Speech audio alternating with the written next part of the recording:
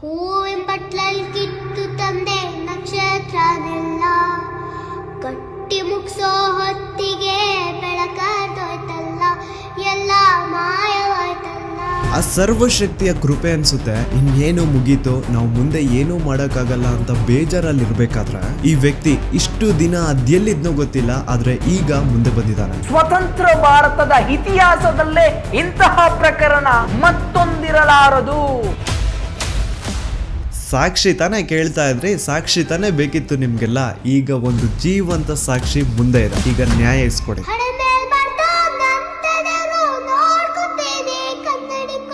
ಅದೇ ಒಂದು ನೇತ್ರಾವತಿ ನದಿ ತೀರದಲ್ಲಿ ಡೈಲಿ ಒಂದು ಹೆಣ ಬೀಳೋದು. ಸೊ ಆ ಒಂದು ಬ್ಲ್ಯಾಕ್ ಕಲರ್ SUV ಕಾರ್ಗೂ ಹಾಗೂ ನೇತ್ರಾವತಿ ನದಿ ದಡದಲ್ಲಿ ಸಿಗುತ್ತಿದ್ದಂತಹ ಹೆಣಗಳಿಗೂ ಏನೋ ಒಂದು ಸಂಬಂಧ ಇದೆ ಅಂತ ಭೀಮಗೆ ಗೊತ್ತಾಗುತ್ತಾ. ಈವನ್ ಸಿಗುವಂತಹ ಡೆಡ್ ಬಾಡೀಸ್ ನ ಸಹವಾಸಕ್ಕೆ ಪೊಲೀಸರು ಹೋಗ್ತಿದ್ದಿಲ್ಲ. ಸೊ ಯಾಕೆ ಅಲ್ಲಿನ ಪೊಲೀಸ್ ಅವ್ರಿಗೆ ಯಾರ್ದು ಅಂತ ಭಯ ಇತ್ತು?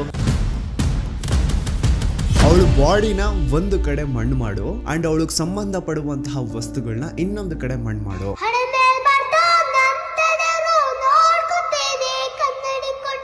ಪಾಪ ಹುಡುಗಿ ಯಾರ ಮಗಳಿದ್ಲೋ ಗೊತ್ತಿಲ್ಲ, ಆದ್ರೆ ಮಣ್ಣಲ್ಲಿ ಗುರ್ತಿಲ್ದೇನೆ ಮಣ್ಣಾಗ್ಬಿಟ್ಟಿರ್ತಾಳೆ.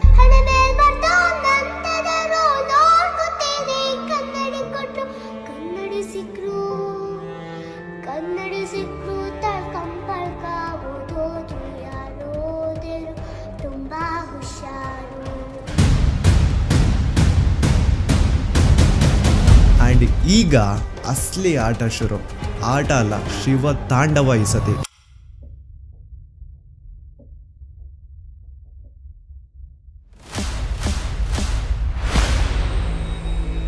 27 ಫೆಬ್ರವರಿ 2025. ನಾನು ಈ ಒಂದು ಚಾನಲ್ ಅಲ್ಲಿ ಒಂದು ವಿಡಿಯೋ ಅಪ್ಲೋಡ್ ಮಾಡಿದ್ದೆ ಸೌಜನ್ಯ ಮರ್ಡರ್ ಕೇಸ್ ಬಗ್ಗೆ. ಆ ಒಂದು ವಿಡಿಯೋ ಯಾವ ತರ ಸೆನ್ಸೇಷನಲ್ ಆಯ್ತು ಅಂತ ಈಗ ಆಲ್ರೆಡಿ ಎಲ್ರಿಗೂ ಗೊತ್ತಿದೆ. ಅದಾದ್ಮೇಲೆ ಬಹಳಷ್ಟು ಸೋ ಕಾಲ್ಡ್ ಜ್ಞಾನಿಗಳು ಮುಂದೆ ಬಂದು ಒಂದ್ ಸವಾಲ್ ಹಾಕಿದ್ರು. ನೀವು ಹೇಳೋದಕ್ಕೆಲ್ಲ ನಿಮ್ ಹತ್ರ ಸಾಕ್ಷಿ ಇದೆ ಅಂದ್ರೆ ಆ ಸಾಕ್ಷಿನ ಪಬ್ಲಿಕ್ ಮಾಡಿ ಅಥವಾ ಕೋರ್ಟ್ ತಗೊಂಡು ಹೋಗ್ಕೊಡಿ, ಬೀದಿ ರಂಪಾಟ ಯಾಕೆ ಮಾಡ್ತಿದ್ದೀರಾ ಅಂತ. ಅದಾದ್ಮೇಲೆ ನಾನು ಒಂದು ವಿಡಿಯೋ ಮಾಡಿದೆ ಸಾಕ್ಷಿ ನಾಶ ಅಂತ. ಅಂಡ್ ಆ ಒಂದು ವಿಡಿಯೋದಲ್ಲಿ ಪಾಯಿಂಟ್ ಟು ಪಾಯಿಂಟ್ ಎಕ್ಸ್ಪ್ಲೈನ್ ಮಾಡಿದೀನಿ ಹೇಗೆ ಸೌಜನ್ಯ ಕೇಸಲ್ಲಿ ಬಹಳಷ್ಟು ಸಾಕ್ಷಿಗಳು ನಾಶ ಆಗಿದಾವೆ ಅಂತ. ಆದ್ರೂ ಕೆಲವೊಬ್ರದ್ದು ಮಾತ್ರ ಅದೇ ಇದ್ದಿದ್ದೆ, ಕೋರ್ಟ್ ಅಲ್ಲಿ ಹೋಗಿ ನ್ಯಾಯ ಕೇಳಿ ಬೀದಿ ರಂಪಾಟ ಯಾಕೆ ಮಾಡ್ತಿದ್ದೀರಾ ಅಂತ. ಹಾನೆಸ್ಟ್ಲಿ ಹೇಳ್ಬೇಕು ಅಂತಂದ್ರೆ, ಮನ್ಸಾಕ್ಷಿ ಮುಟ್ಕೊಂಡು ಹೇಳ್ಬೇಕು ಅಂದ್ರೆ ಸೌಜನ್ಯ ಕೇಸಲ್ಲಿ ಬಹಳಷ್ಟು ಸಾಕ್ಷಿಗಳು ನಾಶ ಆಗಿದಾವೆ. ಅಂಡ್ ಮಿಕ್ಕಿರುವಂತಹ ಸಾಕ್ಷಿಗಳನ್ನ ಇಟ್ಕೊಂಡು ಕೋರ್ಟ್ ಅಲ್ಲಿ ಹೋಗಿ ನ್ಯಾಯ ಕೇಳಿದ್ರೆ ನ್ಯಾಯ ಸಿಗೋದು ಬಹಳ ಕಷ್ಟ. ಸೊ ಏನಪ್ಪಾ ಮಾಡೋದು, ನಮ್ ಕಣ್ಣು ಮುಂದೆನೆ ಆರೋಪಿಗಳು ಐಷಾರಾಮಿ ಜೀವನ ನಡೆಸ್ತಿದ್ದಾರೆ, ಆದ್ರೆ ಸಾಕ್ಷಿ ಇಲ್ದೆ ಅವ್ರನ್ನೇನು ಮಾಡಕ್ ಆಗ್ತಿಲ್ವಲ್ಲ ಅಂತ ಬೇಜಾರಲ್ಲಿ ಇರ್ಬೇಕಾದ್ರೆ ಆ ಸರ್ವಶಕ್ತಿಯ ಕೃಪೆ ಅನ್ಸುತ್ತೆ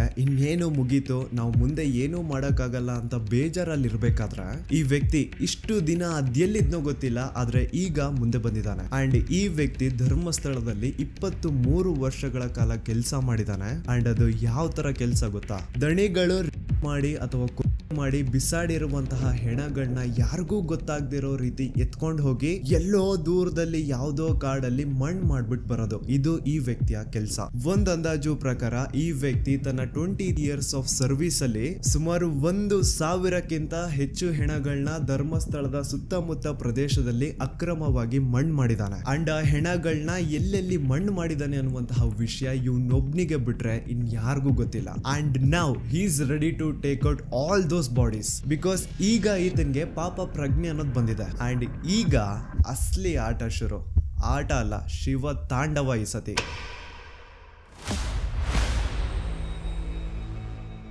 ಇಯರ್ 1995 ಮಂಡ್ಯ ಜಿಲ್ಲೆಯ ಒಂದು ಚಿಕ್ಕ ಹಳ್ಳಿ, ಹೆಸರು ರಾಂಪುರ ಅಂತ. ಈ ಊರಲ್ಲಿ 17 ವರ್ಷದ ಒಬ್ಬ ಹುಡುಗ ಇರ್ತಾನೆ. ಅಂಡ್ ಇವನ್ ಹೆಸರೇ ಭೀಮಾ ಅಂತ. ಒಂದು ದಲಿತ ಕುಟುಂಬಕ್ಕೆ ಬಿಲಾಂಗ್ ಮಾಡುವಂತಹ ಈ ಹುಡುಗನ್ಗೆ ಓದು ಬರಹ ಅನ್ನೋದು ತಲೆಗೆ ಹತ್ತಿರಲ್ಲ. ಸೊ ಇವನು ಸ್ಕೂಲ್ಗೂ ಸಹ ಹೋಗದೆ ಊರಲ್ಲಿ ಖಾಲಿ ಪಿಲಿ ಓಡಾಡ್ಕೊಂಡಿರ್ತಾನೆ. ಭೀಮಾಗೆ ಒಬ್ಬ ಅಣ್ಣ ಇರ್ತಾನೆ. ಅಂಡ್ ಅವನು ಧರ್ಮಸ್ಥಳದಲ್ಲಿ ಇರುವಂತಹ ಶ್ರೀ ಮಂಜುನಾಥ ಸ್ವಾಮಿ ದೇವಸ್ಥಾನದಲ್ಲಿ ಈಗ ಆಲ್ರೆಡಿ ಕೆಲಸ ಮಾಡ್ತಾ ಇರ್ತಾನೆ. ಈ ಕಡೆ ಊರಲ್ಲಿ ಭೀಮಾ ಸ್ಕೂಲ್ಗೂ ಸಹ ಹೋಗದೆ ಎಲ್ಲೂ ಕೆಲ್ಸಕ್ಕೆ ಸಹ ಹೋಗದೆ ಸುಮ್ನೆ ಊರಲ್ಲಿ ಖಾಲಿ ಪಿಲಿ ಓಡಾಡ್ತಾ ಇರೋದನ್ನ ನೋಡಕ್ಕಾಗ್ದೆ ಭೀಮ ಅವ್ರ ಅಣ್ಣ ಭೀಮನ ತನ್ನ ಜೊತೆಗೆ ಧರ್ಮಸ್ಥಳ ಕರ್ಕೊಂಡ್ ಬಂದು ಅದೇ ಶ್ರೀ ಮಂಜುನಾಥ ಸ್ವಾಮಿ ದೇವಸ್ಥಾನದಲ್ಲಿ ಕೆಲ್ಸಕ್ಕೆ ಸೇರಿಸ್ತಾನೆ. ತನ್ನ ಅಣ್ಣನ ಸಹಾಯದಿಂದ ಧರ್ಮಸ್ಥಳಕ್ಕೆ ಬಂದಂತಹ ಭೀಮಗೆ ಅಲ್ಲೇ ಇರುವಂತಹ ಶ್ರೀ ಮಂಜುನಾಥ ಸ್ವಾಮಿ ದೇವಸ್ಥಾನದಲ್ಲಿ ಕೆಲ್ಸನೂ ಸಹ ಸಿಗುತ್ತೆ. ಕೆಲ್ಸ ಏನಪ್ಪಾ ಅಂತಂದ್ರೆ ನೇತ್ರಾವತಿ ಸ್ನಾನಘಟ್ಟ ಹತ್ರ ಕಸ ಹೊಡೆಯುವಂತಹ ಕೆಲ್ಸ. ಆ ಒಂದು ನೇತ್ರಾವತಿ ಸ್ನಾನಘಟ್ಟ ಆ ರೀಜನ್ ಏನಿತ್ತು ಅದನ್ನ ನೀಟಾಗಿ ಇಟ್ಕೊಳ್ಳೋದು ಇವನ್ ಡ್ಯೂಟಿ. ಇವನ್ಗೆ 25 ರೂಪಾಯಿ ಸ್ಟಾರ್ಟಿಂಗ್ ಸಂಬಳ ಇರುತ್ತೆ ಅಂಡ್ ಇರೋದಕ್ಕೆ ಅಂತ ಮಾಹಿತಿ ಕಚೇರಿ ಮೇಲೆ ಒಂದು ರೂಮ್ ನು ಸಹ ಕೊಟ್ಟಿರ್ತಾರೆ. ಇನಿಷಿಯಲ್ ಡೇಸ್ ಅಲ್ಲಿ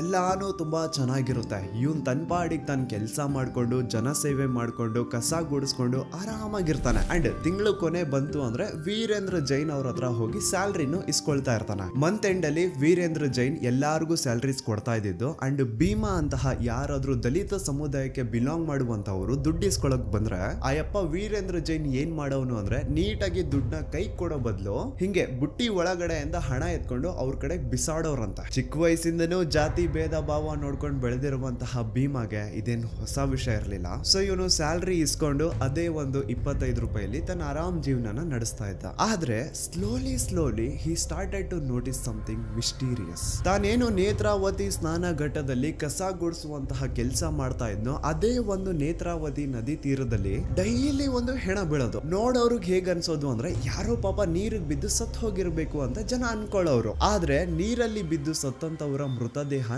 ನೀರಲ್ಲೇ ಸಿಗ್ಬೇಕು ಹೊರತು ದಡದಲ್ಲಿ ಹೇಗ್ ಸಿಗುತ್ತೆ? ಏನ್ ಆ ಶವಗಳು ಇಷ್ಟೊತ್ತು ನೀರಲ್ಲಿ ಇದ್ದಿದ್ ಸಾಕು ಇನ್ನು ಹೋಗ್ಬಿಟ್ಟು ದಡದಲ್ಲಿ ಮಲ್ಕೊಳ್ಳುವ ಅಂತ ಎದ್ದು ಬರೋಕಾಗುತ್ತಾ? ಇಲ್ಲ ತಾನೆ. ಸೊ ಇದೇ ಒಂದು ಡೌಟ್ ಭೀಮಗೆ ಬರುತ್ತಾ. ಈಗ ಭೀಮ ಪ್ರತಿಯೊಂದು ಸೂಕ್ಷ್ಮವಾಗಿ ಅಬ್ಸರ್ವ್ ಮಾಡ್ಲಿಕ್ಕೆ ಸ್ಟಾರ್ಟ್ ಮಾಡ್ತಾನೆ. ಕೆಲವೊಂದ್ಸತಿ ಏನಾಗೋದು ಅಂದ್ರೆ ರಾತ್ರಿ ಹೊತ್ತಲ್ಲಿ ನೇತ್ರಾವತಿ ನದಿ ಹತ್ರ ಒಂದು ಬ್ಲಾಕ್ ಕಲರ್ SUV ಕಾರ್ ಕಾಣಿಸ್ಕೊಳ್ಳೋದಂತೆ. ಆ ಕಾರ್ ನ ನಂಬರು ಈಗ ಭೀಮಗೆ ನೆನಪಿರೋ ಹಾಗೆ 505 ಇರಬೇಕು. ಸೊ ಈ ಕಾರು ಯಾವಾಗೆಲ್ಲ ನೇತ್ರಾವತಿ ನದಿ ಹತ್ರ ಕಾಣಿಸ್ಕೊಳ್ಳೋದು ಅದ್ರ ನೆಕ್ಸ್ಟ್ ದಿನ ಅದೇ ಒಂದು ನೇತ್ರಾವತಿ ನದಿ ಹತ್ರ ಒಂದು ಹೆಣ ಸಿಗೋದು. ಸೊ ಆ ಒಂದು ಬ್ಲಾಕ್ ಕಲರ್ SUV ಕಾರ್ಗೂ ಹಾಗೂ ನೇತ್ರಾವತಿ ನದಿ ದಡದಲ್ಲಿ ಸಿಗುತ್ತಿದ್ದಂತಹ ಹೆಣಗಳಿಗೂ ಏನೋ ಒಂದು ಸಂಬಂಧ ಇದೆ ಅಂತ ಭೀಮಗೆ ಗೊತ್ತಾಗುತ್ತಾ. ಆದ್ರೆ ಅವನು ಈ ವಿಚಾರನ ಯಾರ ಜೊತೆನೂ ಹಂಚ್ಕೊಳ್ಳಲ್ಲ. ಯಾಕೆ ಬೇಕ್ಬಿಡು ನಮ್ಗೆ ಅಂತ ಸುಮ್ಮನೆ ಇರ್ತಾನೆ.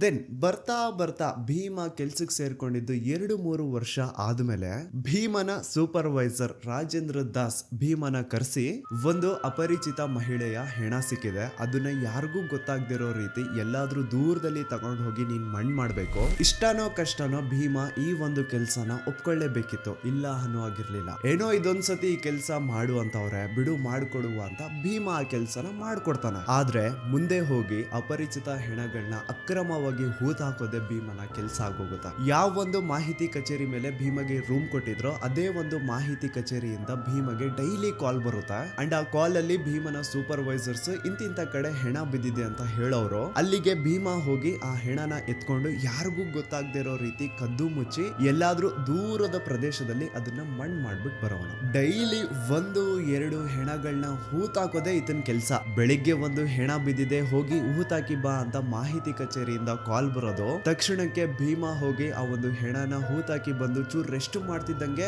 ಸಂಜೆ ಅಷ್ಟರಲ್ಲಿ ಇನ್ನೊಂದ್ಸತಿ ಕಾಲ್ ಬರೋದು. ಅಗೇನ್ ಭೀಮ ಹೋಗಿ ಇನ್ನೊಂದು ಹೆಣನ ಅಕ್ರಮವಾಗಿ ಹೂತಾಕ್ ಬರೋನು. ಈ ಭೀಮ ಈ ತರ ಬಹಳಷ್ಟು ಹೆಣಗಳನ್ನ ಅಕ್ರಮವಾಗಿ ಹೂತಾಕಿದಾನೆ. ಅಂಡ್ ತನ್ನ ಹೂತಾಕಿರುವಂತಹ ಹೆಣಗಳಲ್ಲಿ ಬಹಳಷ್ಟು ಹೆಣಗಳು ಹೆಂಗಸರ್ದಿರುತ್ತೆ ಹಾಗೂ ಅಪ್ರಾಪ್ತ ವಯಸ್ಸಿನ ಬಾಲಕಿಯರ್ದಿರುತ್ತೆ. ಸೊ ಭೀಮಗೆ ಆಗಿಂದಾನೆ ಪಾಪ ಪ್ರಜ್ಞೆ ಅನ್ನೋದು ಕಾಡ್ತಾ ಇರುತ್ತೆ. ಅಂಡ್ ಇವನು ಬೇಸತ್ ಹೋಗಿರ್ತಾನೆ ತಾನು ಮಾಡ್ತಿರುವಂತಹ ಕೆಲ್ಸದಿಂದ. ಇವನ್ಗೂ ಮದ್ವೆ ಆಗಿರುತ್ತೆ, ಮಕ್ಕಳಿರ್ತಾರೆ, ಅದನ್ನು ಹೆಣ್ಣು ಮಕ್ಕಳಿರ್ತಾರೆ. ಸೊ ಕಂಡವ್ರ ಹೆಣ್ಮಕ್ಳನ್ನ ಅವ್ರ ಮನೆಯವ್ರಿಗೂ ತಿಳಿಸದೆ ಪ್ರಾಪರ್ ಅಂತ್ಯಕ್ರಿಯೆ ಅನ್ನೋದು ಮಾಡದೆ ತಾನು ಹೋಗಿ ಅಕ್ರಮವಾಗಿ ಮಣ್ಣು ಮಾಡಿ ಬರ್ತಾ ಇದ್ರೆ ಎಲ್ಲಿ ಆ ಪಾಪ ತನ್ನ ಮಕ್ಕಳಿಗೂ ತಟ್ಟುಬಿಡುತ್ತೆ ಅನ್ನೋದೊಂದು ಭಯ ಇವನ್ಗೆ. ಆದ್ರೆ ಬೇರೆ ಆಪ್ಷನ್ ಇಲ್ಲ, ಬೇರೆ ವಿಧಿನೇ ಇಲ್ಲ. ಆ ಮಾಹಿತಿ ಕಚೇರಿ ಅವ್ರಿಗೆ ತನ್ನ ಸೂಪರ್ವೈಸರ್ಸ್ಗೆ ನಾನು ಇನ್ಮೇಲೆಯಿಂದ ಈ ಕೆಲಸ ಮಾಡಲ್ಲ ಅಂತ ಏನಾದ್ರು ಹೇಳ್ಬಿಟ್ರೆ ಅವರು ಇವನ್ನ ತುಂಡಾಗಿ ಕತ್ತರಿಸ್ತೀವಿ ಅಂತ ಹೆದರ್ಸಿರ್ತಾರ. ಹೋಗ್ಲಿ ಅಟ್ಲೀಸ್ಟ್ ಪೊಲೀಸ್ ಅವ್ರಿಗಾದ್ರೂ ಈ ವಿಷಯನ ತಿಳಿಸೋಣ, ಪೊಲೀಸ್ ಅವರಿಂದ ಹೆಲ್ಪ್ ತಗೊಳ್ಳೋಣ ಅಂದ್ರೆ ಅಲ್ಲಿನ ಪೊಲೀಸ್ ಅವರು ಬೆಳ್ತಂಗಡಿ ಪೊಲೀಸ್ ಸ್ಟೇಷನ್ ಪೊಲೀಸ್ ಅವರೆಲ್ಲ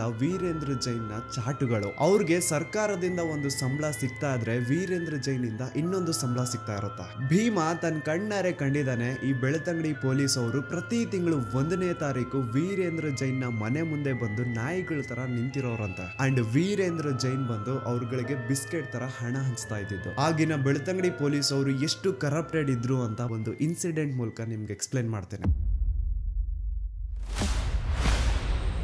2010 ಧರ್ಮಸ್ಥಳ ಕಲ್ಲೇರಿ ಹತ್ರ ಒಂದು ರೋಡ್ ಸೈಡ್ ಅಲ್ಲಿ ಪೆಟ್ರೋಲ್ ಪಂಪ್ ಇರುತ್ತೆ ಅಂಡ್ ಆ ಒಂದು ಪೆಟ್ರೋಲ್ ಪಂಪ್ ಇಂದ ಸುಮಾರು 200 ಮೀಟರ್ ದೂರ ಸ್ವಲ್ಪ ಜನರ ಕಡಿಮೆ ಓಡಾಟ ಇರುವಂತಹ ಜಾಗದಲ್ಲಿ ಒಂದು 14 ರಿಂದ 15 ವರ್ಷದ ಹುಡುಗಿಯ ಹೆಣ ಬಿದ್ದಿರೋತ. ಯಾರೋ ಆ ಹುಡುಗಿನ ಮರ್ಡರ್ ಮಾಡಿ ಸಾಯಿಸಿದ್ದಾರೆ ಅಂತ ಆ ಹುಡುಗಿಯ ದೇಹ ನೋಡಿದ್ರೆ ಕ್ಲಿಯರ್ ಆಗಿ ಗೊತ್ತಾಗ್ತಾ ಇರುತ್ತೆ. ಆ ಹುಡುಗಿಯ ಮೈ ಮೇಲೆ ಒಂದು ಶರ್ಟ್ ಮಾತ್ರ ಇರುತ್ತೆ, ಕೆಳಗಡೆ ಸ್ಕರ್ಟ್ ಆತರ ಏನೂ ಇರಲ್ಲ, ಇನ್ನರ್ ವೇರ್ಸ್ ಸಹ ಮಿಸ್ಸಿಂಗ್ ಇರ್ತವೆ ಅಂಡ್ ಆ ಹುಡುಗಿಯ ಸ್ಕೂಲ್ ಬ್ಯಾಗ್ ಬುಕ್ಸ್ ಎಲ್ಲ ಅಲ್ಲೆಲ್ಲೇ ಬಿದ್ದಿರ್ತವೆ. ಭೀಮನ ಮಾಹಿತಿ ಕಚೇರಿ ಅವರು ಆ ಹುಡುಗಿಯ ಹೆಣ ಸಿಕ್ಕಿದೆ ಅಂತೆ, ಅವಳನ್ನ ಮಣ್ಣು ಮಾಡ್ಬಿಟ್ ಬಾ ಅಂತ ಸ್ಪಾಟ್ ಕಳ್ಸಿರ್ತಾರೆ ಅಂಡ್ ಭೀಮ ಸ್ಪಾಟ್ ಬಂದು ನೋಡ್ತಾನೆ. ಅಲ್ಲಿ ಆಲ್ರೆಡಿ ಆ ಹುಡುಗಿಯ ಮೃತದೇಹ ಹತ್ರ ಇಬ್ರು ಪೊಲೀಸ್ ಅವ್ರು ನಿಂತಿರ್ತಾರೆ. ಹೇಳ್ಬೇಕು ಅಂದ್ರೆ ಅನ್ನ ತಿನ್ನೋ ಮನುಷ್ಯರೇನಾದ್ರು ಆ ಪೊಲೀಸ್ ಅವ್ರು ಆಗಿದ್ರೆ ಆ ಹುಡುಗಿ ಯಾರು, ಅವಳು ಯಾರ ಮಗಳು, ಅವಳು ಅಲ್ಲಿಗೆ ಹೇಗ್ ಬಂದ್ಲು, ಅವಳ ಜೊತೆ ಆತರ ಘೋರ ಕೃತ್ಯ ಮಾಡಿದವ್ರು ಯಾರು, ಅದನ್ನೆಲ್ಲ ಕಂಡು ಹಿಡಿದು ಆ ಹುಡುಗಿಯ ಬಾಡಿನ ಮನೆಯವ್ರಿಗೆ ತಲುಪಿಸ್ಬೇಕಿತ್ತು. ಆದ್ರೆ ಪೊಲೀಸ್ ಅವರು ಏನ್ ಮಾಡ್ತಾರೆ ಗೊತ್ತಾ, ಸ್ಪಾಟ್ಗೆ ಭೀಮ ಬಂದಿದ ತಕ್ಷಣ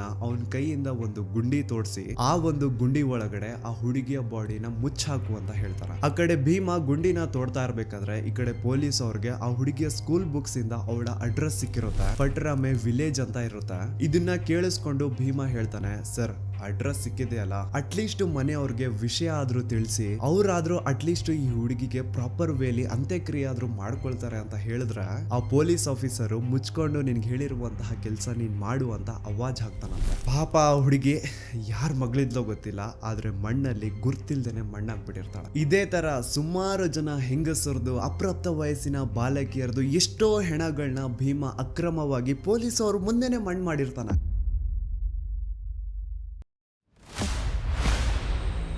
2012 ಧರ್ಮಸ್ಥಳ.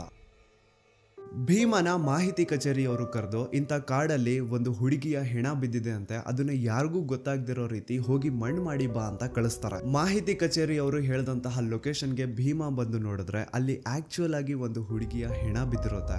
ಸುಮಾರು 20 ವರ್ಷ ವಯಸ್ಸು ಆ ಹುಡುಗಿದಿರುತ್ತೆ ಅಂಡ್ ಆ ಹುಡುಗಿಯ ಮುಖನ ಕಂಪ್ಲೀಟ್ ಆಸಿಡ್ ಇಂದ ಸುಟ್ಬಿಟ್ಟಿರ್ತಾರೆ. ಆದ್ರೆ ಆ ಹುಡುಗಿಯ ಬಟ್ಟೆಗಳಿಂದ ಭೀಮ ಅವಳನ್ನ ಕಂಡುಹಿಡಿತಾನೆ. ಅದೇ ಹುಡುಗಿನ ಈ ಹಿಂದೆ ಭೀಮ ದೇವಸ್ಥಾನದಲ್ಲಿ ನೋಡಿರ್ತಾನೆ ಅಂಡ್ ಆ ಹುಡುಗಿ ಮೈಸೂರಿಂದ ಬಂದಿದ್ಲು ಅಂತಾನು ಭೀಮಗೆ ಚೆನ್ನಾಗಿ ಗೊತ್ತಿರುತ್ತೆ. ಸೊ ನಿನ್ನೆ ದೇವಸ್ಥಾನದಲ್ಲಿ ನೋಡಿದಂತಹ ಅದೇ ಹುಡುಗಿ ಈಗ ಅವನ್ ಮುಂದೆ ಹೆಣ ಆಗಿ ಬಿದ್ದಿರ್ತಾಳೆ. ಅವಳ ದೇಹದ ಮೇಲೆ ಸರಿಯಾದ ಬಟ್ಟೆಗಳಿರಲ್ಲ, ಒಳ ಉಡುಪುಗಳೆಲ್ಲ ಕಾಣೆ ಆಗಿರ್ತವೆ, ಬಾಡಿ ಮೇಲೆಲ್ಲ multiple fractures and clearly body ನೋಡಿ ಗೊತ್ತಾಗ್ತಾ ಇರುತ್ತೆ ಅವಳ ಜೊತೆ ರೇಪ್ ಮಾಡ್ತಿದೆ ಅಂತ. ಅಂಡ್ ಅವಳ ದೇಹನ ಒಂದು ನ್ಯೂಸ್ ಪೇಪರ್ ಇಂದ ಕವರ್ ಮಾಡಿರ್ತಾರೆ ಹಾಳಾದವರು. ಭೀಮಗೆ ಮಾಹಿತಿ ಕಚೇರಿಯವರು ಏನ್ ಹೇಳಿರ್ತಾರೆ ಅಂದ್ರೆ ಅವಳ ಬಾಡಿನ ಒಂದು ಕಡೆ ಮಣ್ಣು ಮಾಡು ಅಂಡ್ ಅವಳಿಗೆ ಸಂಬಂಧ ಪಡುವಂತಹ ವಸ್ತುಗಳನ್ನ ಇನ್ನೊಂದು ಕಡೆ ಮಣ್ಣು ಮಾಡು, ಎರಡು ಒಂದೇ ಕಡೆ ಇರಬಾರ್ದು ಅಂತ ಕ್ಲಿಯರ್ ಇನ್ಸ್ಟ್ರಕ್ಷನ್ಸ್ ಕೊಟ್ಟಿರ್ತಾರೆ. ಮಾಹಿತಿ ಕಚೇರಿಯ ತನ್ನ ಸೂಪರ್ವೈಸರ್ಸ್ ಹೇಳ್ದಂಗೆ ಭೀಮ 2 ಗುಂಡಿ ತೋಡಿ 2 ಬೇರೆ ಬೇರೆ ಕಡೆ ಗುಂಡಿ ತೋಡಿ ಒಂದರಲ್ಲಿ ಆ ಹುಡುಗಿಯ ದೇಹನ ಮುಚ್ಚಾಕ್ತಾನೆ, ಇನ್ನೊಂದರಲ್ಲಿ ಅವಳಿಗೆ ಸಂಬಂಧ ಪಡುವಂತಹ ವಸ್ತುಗಳನ್ನ ಮುಚ್ಚಾಕ್ತಾನೆ. ಇದೇ ರೀತಿ ಭೀಮ ಆ ಒಂದು ಧರ್ಮಸ್ಥಳದ ಸುತ್ತಮುತ್ತ ಪ್ರದೇಶದಲ್ಲಿ ಎಷ್ಟು ಹೆಣಗಳನ್ನ ಅಕ್ರಮವಾಗಿ ಊತಾಕಿದನೋ ಅವನ್ಗೆನೆ ಲೆಕ್ಕ ಇಲ್ಲ. ಹೆಂಗಸರು, ಅಪ್ರಾಪ್ತ ವಯಸ್ಸಿನ ಬಾಲಕಿಯರು, ಭಿಕ್ಷುಕರು, ಈವನ್ ದೇವಸ್ಥಾನದ ಮುಂದೆ ಬಂದು ಕುತ್ಕೊಳ್ತಿದ್ದಂತಹ ಭಿಕ್ಷುಕರನ್ನು ಸಹ ಆ ದರಿದ್ರ ನನ್ನ ಮಕ್ಕಳು ಬಿಟ್ಟಿರ್ಲಿಲ್ಲ. ಈ ಟೆಂಪಲ್ ಮ್ಯಾನೇಜ್ಮೆಂಟ್ ಅವ್ರಿಗೇನು ಅಂತಂದ್ರೆ ನೋಡಿ ನಮ್ ಧರ್ಮಸ್ಥಳದಲ್ಲಿ ಒಬ್ರು ಭಿಕ್ಷುಕರಿಲ್ಲ ಅಂತ ತೋರಿಸ್ಕೊಳ್ಳೋ ಆಸೆ. ಅದ್ರ ಸಲುವಾಗಿ ಈ ಟೆಂಪಲ್ ಮ್ಯಾನೇಜ್ಮೆಂಟ್ ಅವರು ಏನ್ ಮಾಡೋರು ಅಂದ್ರೆ ಆ ದೇವಸ್ಥಾನದ ಸುತ್ತಮುತ್ತ ಎಲ್ಲಾದ್ರೂ ಯಾರಾದ್ರೂ ಭಿಕ್ಷೆ ಬೇಡ್ತಾ ಇರೋ ರೀತಿ ಕಾಣಿಸಿದ್ರೆ ಅವ್ರನ್ನ ಮೊದ್ಲು ಹಿಡ್ಕೊಂಡ್ ಬಂದು ಚೆನ್ನಾಗಿ ಹೊಡಿಯೋದು. ಎಷ್ಟೋ ಸತಿ ಭೀಮನು ಸೇರ್ಕೊಂಡು ಆ ಭಿಕ್ಷುಕರನ್ನ ಹೊಡೆದಿರ್ತಾನೆ. ಸೊ ಚೆನ್ನಾಗಿ ಅವ್ರನ್ನ ಹೊಡೆದು ಮುಕ್ ಮಾಡಾದ್ಮೇಲೆ ಅವ್ರಿಗೊಂದು ಬಸ್ ಟಿಕೆಟ್ ಮಾಡಿಸಿ ಮಂಗಳೂರು ಅಥವಾ ಸಕಲೇಶ್ಪುರ ಕಡೆ ಕಳಿಸ್ಬಿಡೋದು. ಹಂಗ್ ಕಳಿಸಾದ್ಮೇಲೆನು ಅಪ್ಪಿ ತಪ್ಪಿ ಏನಾದ್ರು ಆ ಭಿಕ್ಷುಕರು ವಾಪಸ್ ಧರ್ಮಸ್ಥಳಕ್ಕೆ ಬಂದು ಅಲ್ಲಿ ಭಿಕ್ಷೆ ಬೇಡ್ತಾ ಇರೋ ರೀತಿ ಏನಾದ್ರು ಕಾಣಿಸ್ಕೊಂಡ್ರೆ ಅವ್ರನ್ನ ಈ ಸತಿ ಹಿಡ್ಕೊಂಡ್ ಬಂದು ಬರೀ ಹೊಡಿತಾ ಇರ್ಲಿಲ್ಲ, ಚಿತ್ರ ಹಿಂಸೆ ಕೊಟ್ಟು ಸಾಯಿಸವ್ರಂತ. ನೆಕ್ಸ್ಟ್ ದಿನ ಮಾಹಿತಿ ಕಚೇರಿಯವರು ಭೀಮನ ಕರೆಸಿ ಭೀಮ ಆ ಭಿಕ್ಷುಕರ ಮೃತದೇಹನ ಎತ್ಕೊಂಡೋಗಿ ಎಲ್ಲೋ ದೂರದಲ್ಲಿ ಯಾವ್ದಾದ್ರು ಒಂದು ಕಾಡಲ್ಲಿ ಮಣ್ಣು ಮಾಡ್ಬಿಟ್ಟು ಬರ್ಬೇಕಿತ್ತು. ಈ ತರ ಭೀಮ ಬಹಳಷ್ಟು ಹೆಣಗಳನ್ನ ಎತ್ಕೊಂಡು ಹೋಗಿ ಧರ್ಮಸ್ಥಳದ ಸುತ್ತಮುತ್ತ ಪ್ರದೇಶದಲ್ಲಿ ಅಕ್ರಮವಾಗಿ ಮಣ್ಣು ಮಾಡಿದಾನೆ. ಅಂಡ್ ನಾನು ಆಗ್ಲೇ ಹೇಳ್ದಂಗೆ ಇವನು ಅತಿ ಹೆಚ್ಚಾಗಿ ಮಣ್ಣು ಮಾಡಿರುವಂತಹ ಶವಗಳು ಒಂದು ಹೆಂಗಸರದು, ಇನ್ನೊಂದು ಅಪ್ರಾಪ್ತ ವಯಸ್ಸಿನ ಬಾಲಕಿಯರದು. ಅಂಡ್ ಈ ಮಹಿಳೆಯರದು ಹಾಗೂ ಅಪ್ರಾಪ್ತ ವಯಸ್ಸಿನ ಬಾಲಕಿಯರದು ಶವಗಳು ಭೀಮಗೆ ಧರ್ಮಸ್ಥಳದಲ್ಲಿ ಇರುವಂತಹ ರಜತಾದ್ರಿ, ಗೋದಾವರಿ, ಸಾಕೇತ್, ನೇತ್ರಾವತಿ, ಗಂಗೋತ್ರಿ ಅಂಡ್ ನರ್ಮದಾ ಈ ಒಂದು ಹೆಸರಿರುವಂತಹ ಲಾಡ್ಜಸ್ ಅಲ್ಲಿ ಅವುಗಳ ರೂಮ್ಸ್ ಅಲ್ಲಿ ಸಿಗ್ತಾ ಇದ್ದಿದ್ದು. ಅಂಡ್ ಈ ಎಲ್ಲಾ ಲಾಡ್ಜಸ್ ದಣಿಗಳದು. ಅಂಡ್ ಆ ಹೆಣ್ಮಕ್ಳು ದನಿಗಳದ್ದು ಏನು ಶವಗಳು ಸಿಗ್ತಾ ಇತ್ತೋ ಅವ್ರ ಮೈ ಮೇಲೆ ಪ್ರಾಪರ್ ಬಟ್ಟೆಗಳು ಇರ್ತಾ ಇರಲಿಲ್ಲ. ಪ್ರತಿ ಒಂದು ಕೇಸಲ್ಲಿ ಅವ್ರ ಇನ್ನರ್ ವೇರ್ಸ್ ಮಿಸ್ಸಿಂಗ್ ಇರೋದು ಅಂಡ್ ಅವ್ರ ಮೈ ಮೇಲೆ ಆಗಿರುವಂತಹ ಗಾಯಗಳು, ಅವ್ರ ತುಟಿನ ಕಚ್ಚಿರುವಂತಹ ರೀತಿ ಅದೆಲ್ಲಾನು ಕ್ಲಿಯರ್ ಆಗಿ ಹೇಳ್ತಾ ಇರುತ್ತೆ ಅವ್ರ ಜೊತೆ ಇದೆ ಅಂತ. ಇಷ್ಟೆಲ್ಲ ಕಣ್ಣು ಮುಂದೆ ನಡೀತಾ ಇದ್ರು ಲೋಕಲ್ ಪೊಲೀಸ್ ಅವರಲ್ಲಿ ಒಬ್ರು ಆರೋಪಿನ ಹಿಡಿಯುವಂತಹ ಏನು ಪ್ರಯತ್ನ ಮಾಡ್ತಿದ್ದಿಲ್ಲ ಅಂತ. ಈವನ್ ಸಿಗುವಂತಹ ಡೆಡ್ ಬಾಡೀಸ್ ನ ಸಹವಾಸಕ್ಕೆ ಪೊಲೀಸ್ ಅವ್ರು ಹೋಗ್ತಿದ್ದಿಲ್ಲ. ಸೊ ಯಾಕೆ ಅಲ್ಲಿನ ಪೊಲೀಸ್ ಅವ್ರಿಗೆ ಯಾರ್ದು ಅಂತ ಭಯ ಇತ್ತು. ಅಂಡ್ ನಾನು ಸೌಜನ್ಯ ಕೇಸ್ ಬಗ್ಗೆ ಮೊದಲನೇ ವಿಡಿಯೋ ಮಾಡಿದಾಗ ಅದರಲ್ಲಿ ನಾರಾಯಣ ಹಾಗೂ ಅವ್ರ ತಂಗಿ ಯಮುನಾನ ಬ್ರೂಟ್ ಮರ್ಡರ್ ಕೇಸ್ ಬಗ್ಗೆ ಹೇಳಿದ್ದೆ ಗೊತ್ತಾ. ಆನೆ ಮಾವುತ ನಾರಾಯಣ ಹಾಗೂ ಅವ್ರ ತಂಗಿ ಯಮುನಾ ಬಗ್ಗೆ ಕೇಳಿದಾಗ ಇವ್ರು ಕೆಲವೊಂದು ಹೊಸ ವಿಷಯ ಹೇಳ್ತಾರೆ. ಅದೇನಂತಂದ್ರೆ ನಾರಾಯಣ ಅವರು ಪಾಪ ಶ್ರೀ ಮಂಜುನಾಥ ಸ್ವಾಮಿ ದೇವಸ್ಥಾನದ ಎದುರುಗಡೆ ಇರುವಂತಹ ಅಶ್ವತ್ಥ ಕಟ್ಟೆಗೆ ಡೈಲಿ ನಮಸ್ಕಾರ ಹಾಕ್ಲಿಕ್ಕೆ ಅಂತ ಬರೋರಂತೆ. ಅಂಡ್ ಅವ್ರ ಆತರ ಬಂದಾಗ ಈ ಟೆಂಪಲ್ ಮ್ಯಾನೇಜ್ಮೆಂಟ್ ಅವರು ಭೀಮಾ ಅಂತಹ ಕೆಲ್ಸದವ್ರನ್ನ ಕರೆಸ್ಬಿಟ್ಟು ಅವ್ರ ಕೈಯಲ್ಲಿ ನಾರಾಯಣನ ಚೆನ್ನಾಗಿ ಹೊಡ್ಸವ್ರಂತೆ. ಅಂಡ್ ಇನ್ನು ನಾರಾಯಣ ಅವ್ರ ತಂಗಿ ಯಮುನಾ ಏನಿದ್ರು ಅವ್ರ ಮೇಲೆ ಗಾರ್ಡನ್ ಸೂಪರ್ವೈಸರ್ ರಾಜೇಂದ್ರ ರಾಯ್ ತುಂಬಾ ಕೆಟ್ಟ ದೃಷ್ಟಿ ಇಟ್ಟಿರ್ತಾನಂತೆ. ಪಾಪ ಅಯ್ಯಮ್ಮ ಹೋಗ್ಬೇಕಾದ್ರೆ ಬರ್ಬೇಕಾದ್ರೆ ಅವಳನ್ನ ಚುಡಾಯಿಸೋದು, ಬರ್ತೀಯಾ ಅಂತ ಕೇಳೋದು, ಹಿಂಗೆಲ್ಲ ಕೆಟ್ಟದಾಗಿ ಬಿಹೇವ್ ಮಾಡ್ತಿದ್ನಂತ. ಅಂಡ್ ಇದನ್ನೆಲ್ಲ ತನ್ನ ಕಣ್ಣಾರೆ ಕಂಡಿದ್ದಾನೆ. 21 ಸೆಪ್ಟೆಂಬರ್ 2012 ಅವತ್ತಿನ ದಿನ ಆನೆ ಮಾವುತ ನಾರಾಯಣ ಅವ್ರ ಮನೆಗ್ ನುಗ್ಗಿ ನಾರಾಯಣ ಅವ್ರನ್ನ ಸಾಯಿಸಿ ಅವ್ರ ತಂಗಿ ಯಮುನನ ರೇಪ್ ಅಂಡ್ ಮರ್ಡರ್ ಮಾಡಿದ್ದು ಇದೇ ರಾಜೇಂದ್ರ ರೈ ಅಂತ. ಅಂಡ್ ಇವನ್ನ ಅಲ್ಲಿ ಕಳಿಸಿದ್ದು ಚಿಕ್ಕ ದಣಿಗಳು ಹರ್ಷೇಂದ್ರ ಕುಮಾರ್. ಆನೆ ಮಾವುತನ ಸಾಯಿಸಿ ಆ ಜಾಗದ ಆಸ್ತಿ ಪತ್ರಗಳನ್ನ ಎತ್ಕೊಂಡ್ ಬಾ ಅಂತ ಈ ರಾಜೇಂದ್ರ ರೈನ ಅಂಡ್ ಅವ್ನ ಇಡೀ ಗ್ಯಾಂಗ್ ನ ಈ ಹರ್ಷೇಂದ್ರ ಕುಮಾರ್ ಕಳಿಸಿದ್ನಂತ.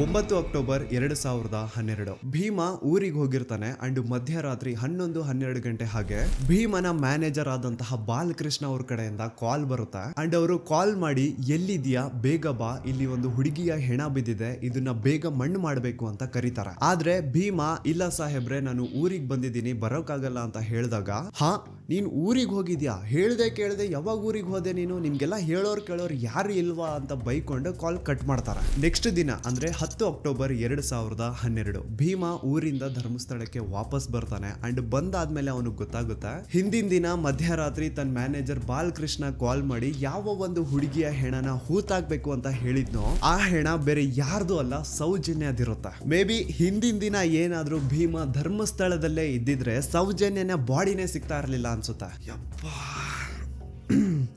ನನಗೆ ಒಂದು ಅರ್ಥ ಆಗ್ತಾ ಇಲ್ಲ, ಊರಲ್ಲಿ ಎಲ್ಲಾದ್ರೂ ಒಂದು ಅಪರಿಚಿತ ಹೆಣ ಬಿದ್ರೆ ಅದಕ್ಕೂ ಟೆಂಪಲ್ ಮ್ಯಾನೇಜ್ಮೆಂಟ್ ಅವ್ರಿಗೂ ಏನ್ ಸಂಬಂಧ? ಯಾರಿಗೂ ಇಲ್ದೇ ಇರುವಂತಹ ಚಿಂತೆ ಇವ್ರುಗಳಿಗೆ ಯಾಕೆ ಅಂತ. ಒಂದು ಅಪರಿಚಿತ ಹೆಣ ಅಂದ್ಮೇಲೆ ಅದು ಪೊಲೀಸ್ ಅವ್ರ ಜವಾಬ್ದಾರಿ, ಮುಂದೆ ಏನ್ ಮಾಡ್ಬೇಕು ಅನ್ನೋದು ಅವ್ರಗಳ ತಲೆನೋವು. ಸೊ ಎಲ್ಲೋ ಸಂಬಂಧನೇ ಇಲ್ಲದೆ ಬಿದ್ದಿರುವಂತಹ ಹೆಣಗಳಿಗೂ ದಣಿಗಳಿಗೂ ಟೆಂಪಲ್ ಮ್ಯಾನೇಜ್ಮೆಂಟ್ ಅವ್ರಿಗೂ ಏನ್ ಸಂಬಂಧ? ಈ ಪ್ರಶ್ನೆನ ನೀವು ನನಗ್ ಕೇಳೋದಲ್ಲ, ಆ ನಕಲಿ ಧರ್ಮಾಧಿಕಾರಿ ಇದಾನಲ್ವಾ ಅವನ್ಗೆ ಹೋಗ್ಬಿಟ್ಟು ಕೇಳಿ. ಯಾಕಪ್ಪ ಎಲ್ಲಿ ಅಪರಿಚಿತ ಹೆಣ ಸಿಕ್ಕರು ಯಾಕೆ ನಿಮ್ಮವ್ರು ಹೋಗ್ಬಿಟ್ಟು ಅದನ್ನ ಅಕ್ರಮವಾಗಿ ಹೂತಾಗಿ ಬರೋರು? ಯಾಕೆ ಈ ಕೆಲಸನ ಮಾಡೋರು? ಈ ಪ್ರಶ್ನೆನ ನೀವು ಹೋಗ್ಬಿಟ್ಟು ಆ ಧರ್ಮಾಧಿಕಾರಿಗೆ ಆ ಟೆಂಪಲ್ ಮ್ಯಾನೇಜ್ಮೆಂಟ್ ಅವ್ರಿಗೆ ಕೇಳಿ.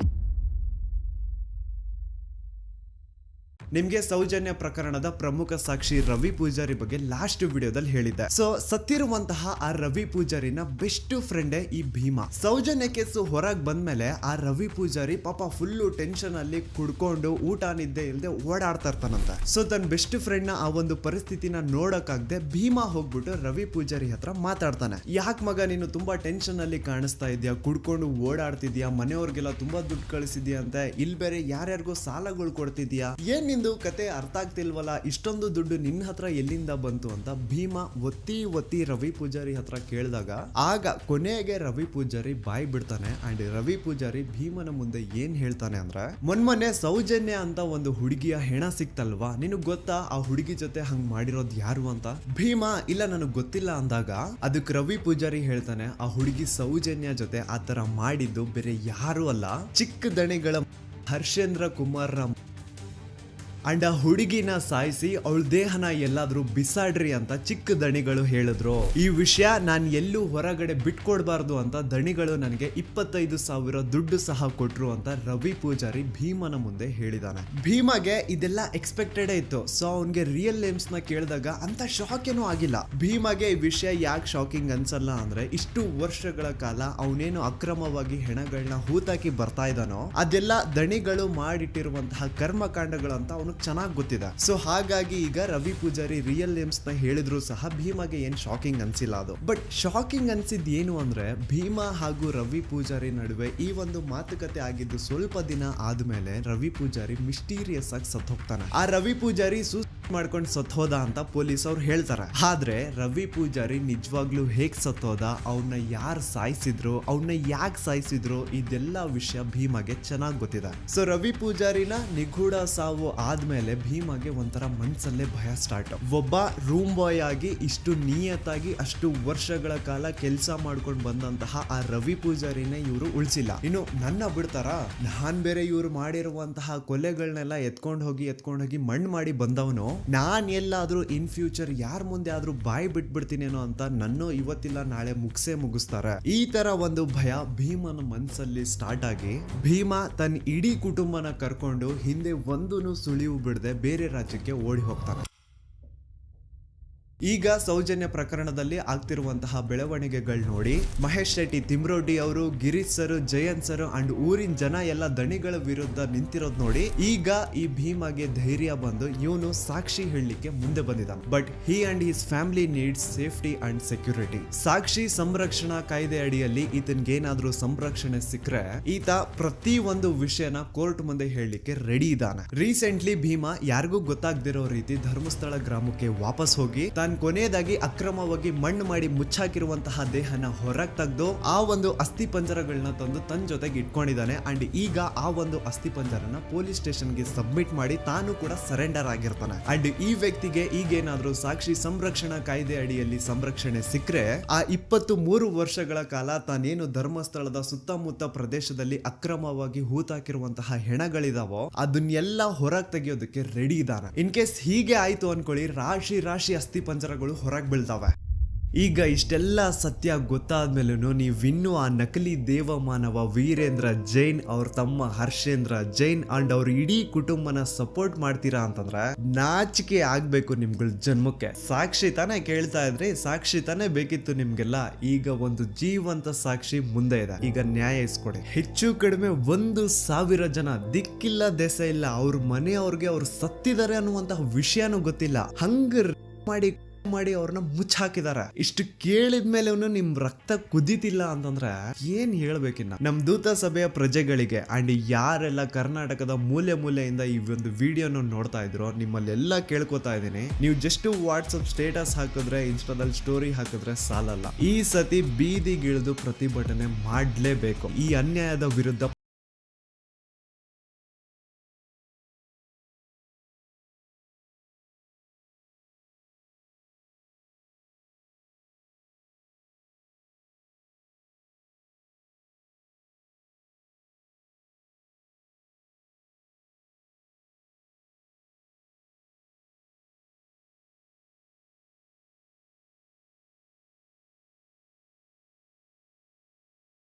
ಫಾರ್ಮ್ ನ ಫಿಲ್ ಮಾಡೋದಲ್ಲ, ನಿಮ್ಮವರಿಂದನೂ ಆ ಫಾರ್ಮ್ ನ ಫಿಲ್ ಅಪ್ ಮಾಡಿಸಿ. It will be really helpful for us in legal battle. And ಇನ್ನೊಂದು ವಿಷಯ, ಈ ಒಂದು ವಿಡಿಯೋ ಕಂಪ್ಲೀಟ್ ಕಾಪಿರೈಟ್ ಫ್ರೀ ಇದೆ. ಇನ್ ಕೇಸ್ ಏನಾದ್ರೂ ಈ ವಿಡಿಯೋ ನನ್ನ ಚಾನಲ್ ಇಂದ ಡಿಲೀಟ್ ಅಥವಾ ಬ್ಲಾಕ್ ಆಯ್ತು ಅಂದ್ರೆ ನೀವು ಯಾರು ಬೇಕಿದ್ರು ನಿಮ್ ಚಾನಲ್